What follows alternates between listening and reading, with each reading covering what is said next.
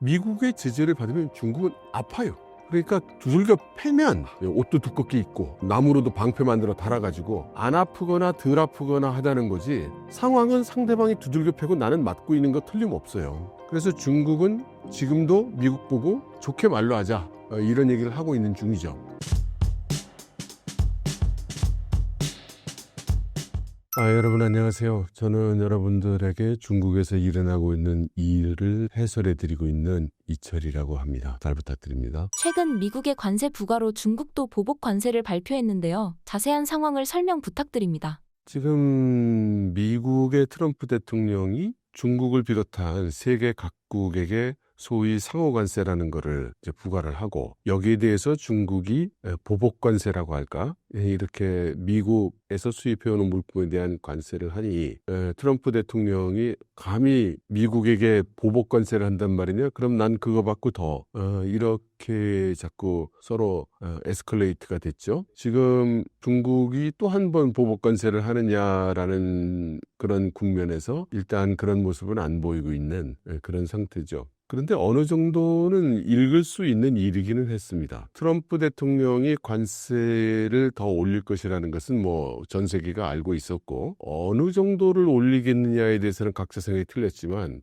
정말 놀라운 수준으로 또 놀라운 범위로 이렇게 관세를 부과해서 전 세계가 경악을 했죠. 근데 여러분들은 어떻게 생각하실지 모르겠습니다만 중국의 반응은 어느 정도 단초를 예상할 수 있었어요. 왜냐하면은 이번에는 미국이 관세를 부과할 때 똑같은 시간에 발효가 되는 대항 조치를 이미 한 바 있습니다. 요즘 하도 뉴스가 많다 보니까 그런 일이 있었나 뭐 이렇게 넘어가게 되는데, 잘 생각해 보면 중국이 이제 미국의 관세 조치에 대해서 미국으로부터 수입하는 에너지에 대한 보복 관세, 그리고 식량에 대한 그 보복 관세를 했어요. 근데 그 시간이 굉장히 짧은 시간 내 대응이 나왔고, 그리고 그것을 발표하는 시간이 미국에서 발표하는 시간과 거의 같은 순간에 나왔습니다. 이것은 중국이 미국의 관세 조치에 대해서 이미 준비된 방안들이 있다라는 것을 암시하는 거였죠. 그리고 이번에 그 트럼프의 관세에 대해서도 곧바로 보복 관세가 나온 것을 보아도 중국은 준비된 조치를 한 것이다, 이렇게 볼 수 있습니다. 그런데 미국의 트럼프 행정부와 중국의 공산당 정부는 크게 다른 점이 있죠. 지금 미국 트럼프 행정부가 관세를 정하고 변경하고 할 때 보면 심지어 관계 장관들도 잘 알고 있는 것 같지 않거든요. 거의 트럼프 대통령이 혼자 다 막 정하지 않나, 이런 상황인데 비해서 중국 정부라는 곳은 그렇게 빨리빨리 움직일 수가 없는 조직이죠. 그래서 중국의 경우에는 수년 동안 다듬고 준비해온 조치를 상황에 맞춰서 대응하고 있다, 이렇게 볼 수 있을 겁니다. 또 거기에 착안한다면 이제 여러 가지 해석이 가능한 부분도 있죠. 트럼프 1기와 2기의 중국 대응을 어떻게 보고 계신가요? 말씀대로 트럼프 1기에 돌연히 무역전쟁이 일어났을 때 중국은 사실 준비가 전혀 안 돼 있었죠. 그래서 과거 대대로 미국의 새로운 대통령이 이제 당선이 되면 중국에게 무역 역조를 개선할 수 있는 그런 조치를 요구를 했고, 그래서 그때마다 중국은 상응하는 조치를 해왔습니다. 그러니까 뭘 더 사준다든가 해서 미국 대통령이 내가 이런 걸 중국으로부터 얻어냈어 라고 할 수 있도록 그렇게 했었죠. 그래서 트럼프의 성정을 볼 때 이 사람은 좀 세겠구나, 이런 생각은 있었죠. 그래서 이제 보잉도 많이 사주고 저것도 많이 사주고 이제 이렇게 해주려고 했다가 가만 보니까 그 정도로 끝나는 게 아니라 이건 끝이 없구나, 뭐 이런 상황이 돼서 중국 공산당이 굉장히 당황했었죠. 그리고 그걸 파악하는데, 상황을 파악하는데 상당히 혼란을 겪었습니다. 그런데 그게 벌써 8년 전, 9년 전이에요. 그래서 지금 중국 공산당은 바이든이 트럼프 1기 행정부에 이어서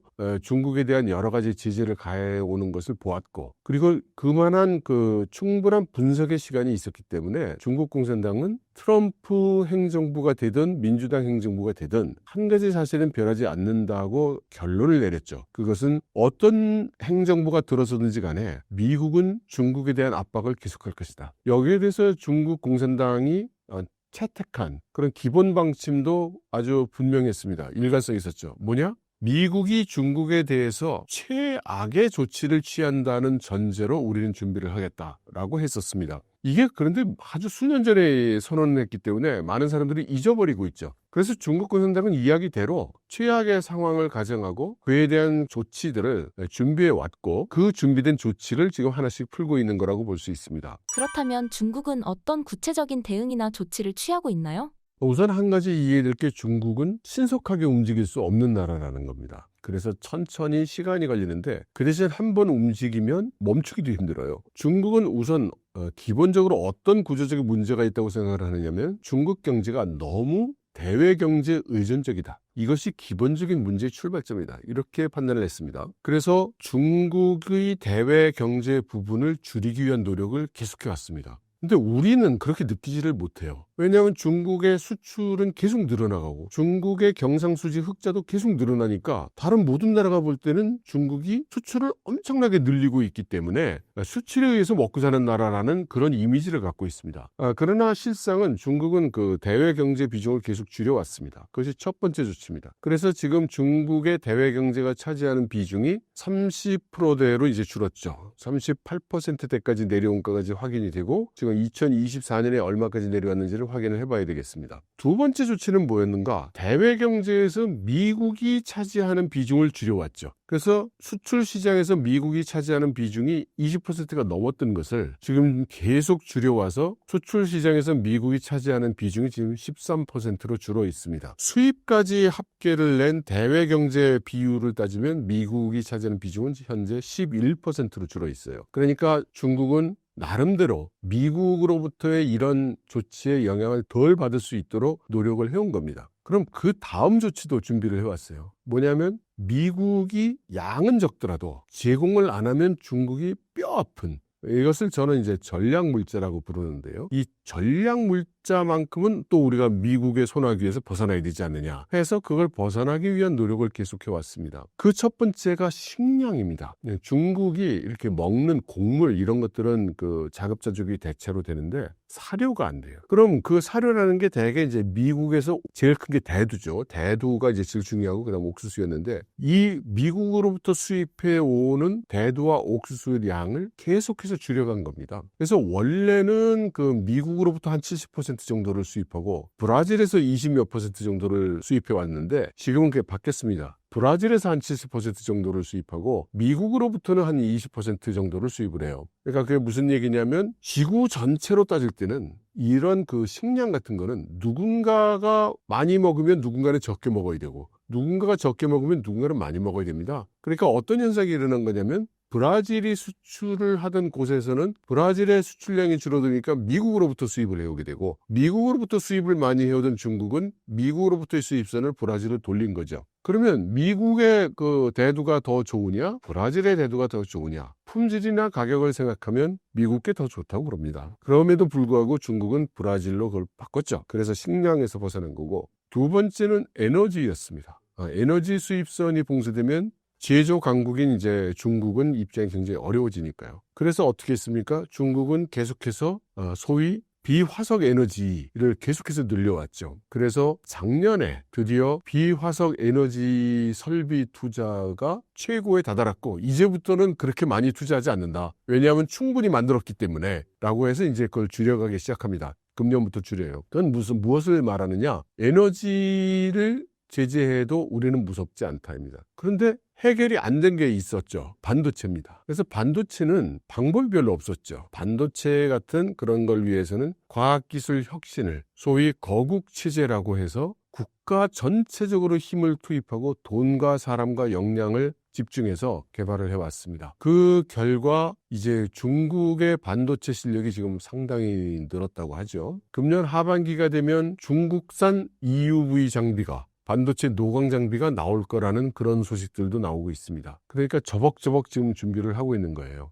그리고는 모든 나라가 예상했듯이 이제 히토류에 대한 수출 통제도 시작을 했습니다. 이렇게 중국은 지난 8년간에 걸쳐서 준비해온 조치들을 이제 하나씩 풀어놓고 있다고 봐야 되겠죠. 그렇다면 앞으로 중국은 미국의 압박을 대응할 수 있는 능력을 갖췄다고 봐도 될까요? 그 질문은 마치 중국은 좋아지고 미국은 나빠지는 이런 것처럼 느껴지기 때문에 그 정확한 표현은 아닐 것 같습니다. 그러면 중국이 그래서 우리는 아무 문제 없어. 할 테면 해봐냐? 그런 건 아닙니다. 미국의 제재를 받으면 중국은 아파요. 그러니까 두들겨 패면 내가 여기도 뭐 이렇게 그 옷도 두껍게 입고 나무로도 방패 만들어 달아가지고 헬멧도 쓰고 해서 안 아프거나 덜 아프거나 하다는 거지 상황은 상대방이 두들겨 패고 나는 맞고 있는 거 틀림없어요. 그래서 이거를 과하게 해석해서 중국은 뭐 아무 문제가 없고 다 준비돼 있고 너만 피곤할 뿐이고 이건 좀 지나친 거고요. 그래서 중국은